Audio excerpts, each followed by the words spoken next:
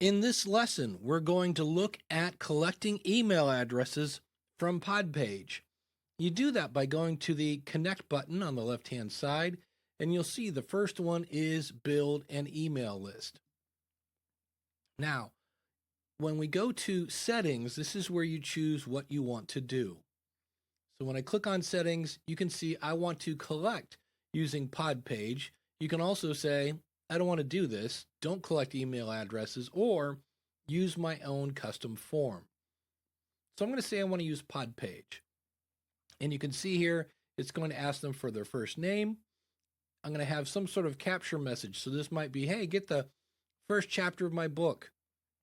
And then here, their disclaimer, by signing up, you agree to receive email from this podcast, and you can customize any of these. Here I've put get a free chapter. That's going to be the actual button on the email list. Here I have a picture of my book. And when I scroll down here, you could say, hey, thanks so much for signing up to receive a copy of the first chapter. To receive that chapter, please click the button below. And so you could type that here in this box, and then down here you could just type in confirm your email, and that would be the button that they would see in their email. They do not get whatever you're sending until they confirm their email. That way you know that you definitely have their permission to send them email. Now you don't have to send an incentive, but you could. And down here you'll see it says don't sign or don't send an incentive, but I could say, no, go ahead and give them a downloadable file. And I could click here and upload the PDF of my book or whatever file you want to give away. And then at the end, after they've gone through, they've confirmed the email and they've received the incentive, you could say, where do you want them to go after that? And you could say my website or whatever you want to send them to. Now, keep in mind, yes, Podpage just sent them an email so that they can receive the PDF, but Podpage is not an email list provider. That's the only sending it does.